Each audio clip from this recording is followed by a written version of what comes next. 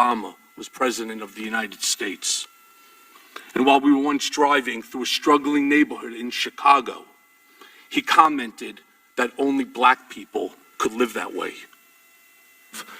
Attorney-client privilege, yes, I will turn it over. You, as my friend Mr. Meadows pointed out, misled this committee even today in a written submission that contradicted your testimony. You have suggested you are going to review that. Are you going to review it in our next break to correct the record, yes or no? Yes. Question, you helped out the president's campaign or were involved in the campaign as a representative, as a spokesman, even in your words today. It was your idea for the campaign dating back to 2011. Is that accurate, yes or no? Yes.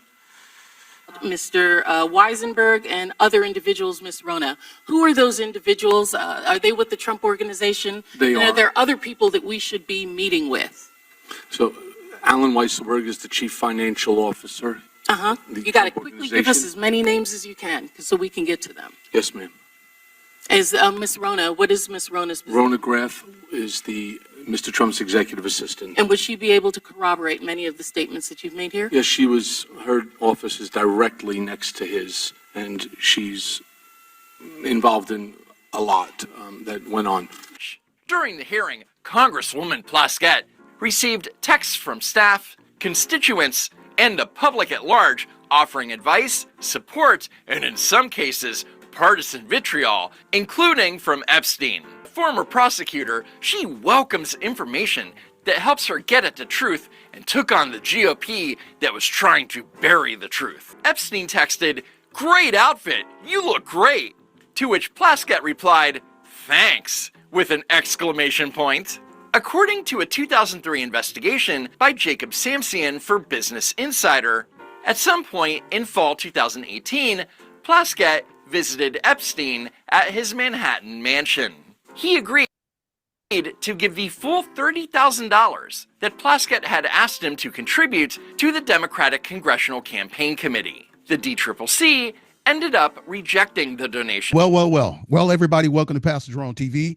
Listen, I'm looking forward to hearing from Representative or Delegate Stacey Plaskett on what was her thinking with a convicted pedophile, child sex offender, Jeffrey Epstein. Was it just the money? And why weren't you worried about the victims at that time? Listen, I think Republicans really need to push now. Let's push the narrative. They're pushing for the files to be released, which we will release them. I do believe that President Donald Trump will release them. And the question is, will President Donald Trump, will there be some kind of negative stuff on President Donald Trump? I say absolutely not.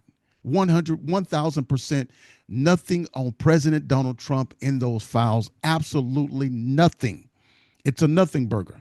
The Democrats are not interested in justice. They're interested in trying to twist the narrative to point the finger at Trump some kind of way. This is another Russia hoax. This is what President Donald Trump, when he calls it another hoax, is because there's nothing in there convicting with President Donald Trump, but they want to make out as if it is and slowly cherry pick certain things where the name of Trump is invoked or mentioned, but it's not connected with anything criminal or anything. I want to share something with you that the White House is releasing on the White House website.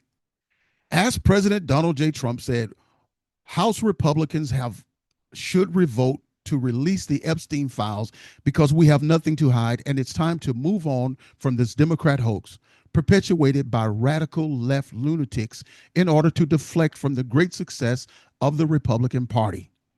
Why haven't the Democrats shown the same transparency? And what else are they hiding? Why aren't Democrats talking about the fact that Delegate Stacey Plaskett, Democrat, U.S. Virgin Islands, solicited and was given $30,000 from Epstein to the DCCC after he was already a convicted sex offender? Or the fact that Plaskett herself accepted max out donations from Epstein for her own campaign? Or the fact that the wife of the former Democrat governor of the U.S. Virgin Islands told Epstein, "We would have a friend in Stacey if he made said donations"? Or the fact that Plaskett was literally texting Epstein during committee hearing? Why aren't Democrats talking about the fact that former President Bill Clinton traveled on Epstein's aircraft 26 times? or the fact that the Epstein victim wrote that she saw Clinton on Epstein's island with two young women, or the fact that Clinton's visit to the island was corroborated by one of the former top aides. And it goes on and on and on. But you'll see that I'll put a link in the description box for this. So, ladies and gentlemen, do you see this as a Democrat hoax? Do you think that people like Marjorie Taylor Greene, Thomas Massey, the Democrats, Crockett, all of these people that are, standing at these podiums talking about they're concerned about the victims, do you think they're concerned about the victims? Do you really think this is about the victims?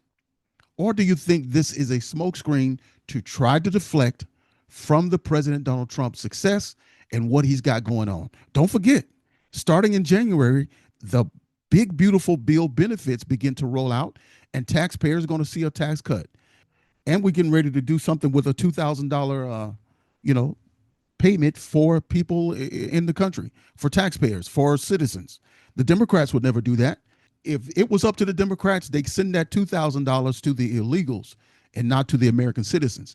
It's time that we have people in Congress and in leadership who focuses on the citizens and America first.